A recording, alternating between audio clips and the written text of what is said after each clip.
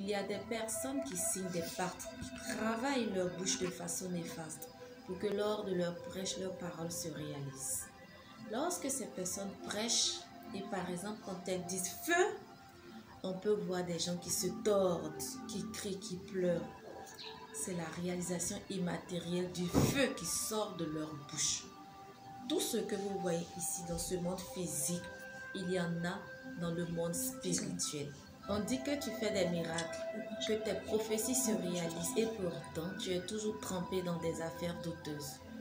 Dieu donne un pouvoir spirituel de la langue à certains spirituels. Sachez aussi que le diable peut faire pareil pour certains voyous.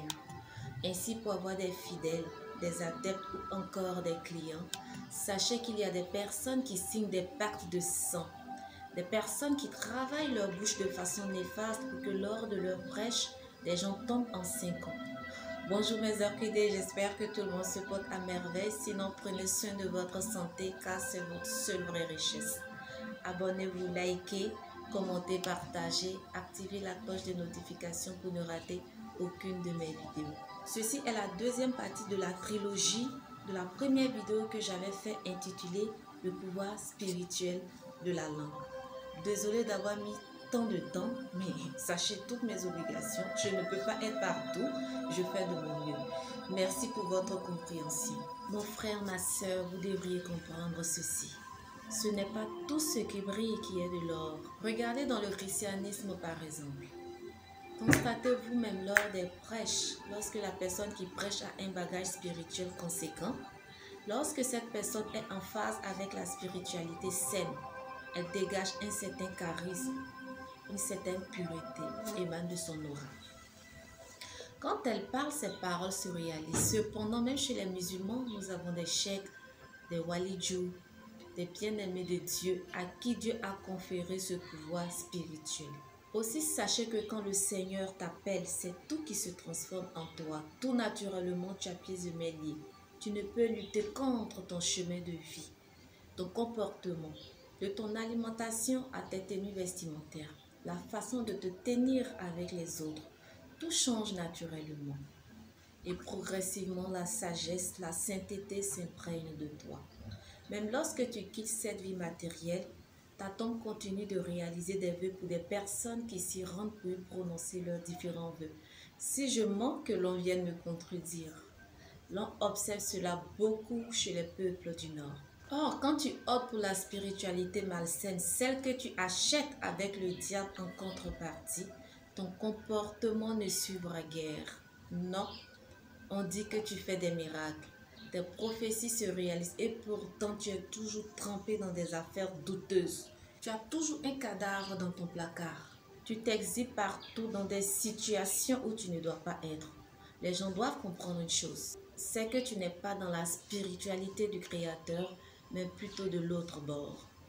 Parce qu'avec Dieu, il n'y a pas de demi-mesure. Tu ne peux pas être son serviteur et embrasser avec outrance tout ce qu'il n'aime pas. Nul n'est parfait, certes, mais ça saute à l'œil que tu n'es pas sur le chemin de Dieu. Seigneur, l'ignorance est la mère de tous les maux.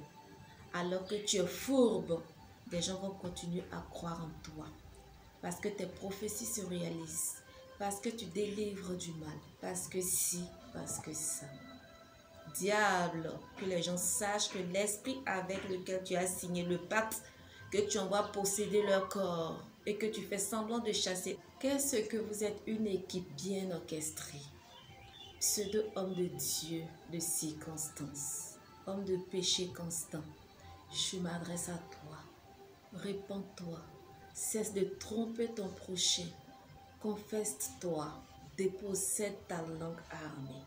Femme de Dieu aux yeux de tous et prostituée en cachette. Si les temps sont durs, demande à ton Dieu de te secourir. Or que Dieu entend ceux qui le louent. Tu ne peux pas être femme de Dieu quand les circonstances s'y prêtent, alors que tu continues de vivre dans le péché, voyons. La plupart des êtres humains sont si désespérés qu'ils continuent de croire en ces personnes. Ma soeur, mon frère, ne laissez personne vous manipuler spirituellement. Ne croyez pas à tout ce que vous voyez. Instruisez-vous spirituellement.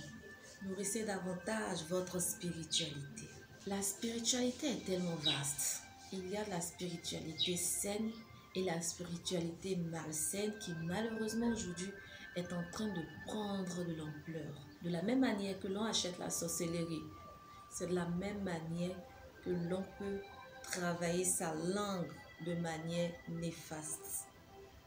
Il y a des écoles pour apprendre la sorcellerie de nos jours. Et oui, regardez, on a tous vu Harry Potter. Beaucoup se sont dit ça, c'est chez les Blancs. Mais en réalité, la source vient de l'Afrique. Nourrissez davantage votre spiritualité. Ainsi, ces pseudo-hommes de Dieu, vous allez pouvoir les démasquer. Parce que lorsque vous allez atteindre une certaine spiritualité, naturellement, vous allez voir ces choses-là. Ainsi, ces pseudo-hommes de Dieu font semblant d'exorciser la personne qui est tombée en transe. Si vous vous trouvez dans ce lieu à cet instant T, vous allez pouvoir voir ce feu si vous avez un certain degré de spiritualité, car ce n'est pas donné à tout le monde.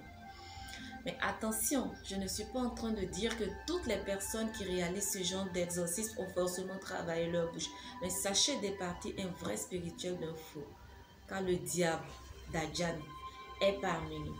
Sachez différencier une personne que Dieu a véritablement appelée à le servir d'une personne fausse qui a acheté une spiritualité malsaine. Que ceux qui ont des oreilles entendent. Prenez soin de votre spiritualité, nourrissez-la davantage. Abonnez-vous, activez la cloche de notification, likez, commentez, partagez. Je vous dis à très vite pour une prochaine vidéo. Soyez bénis.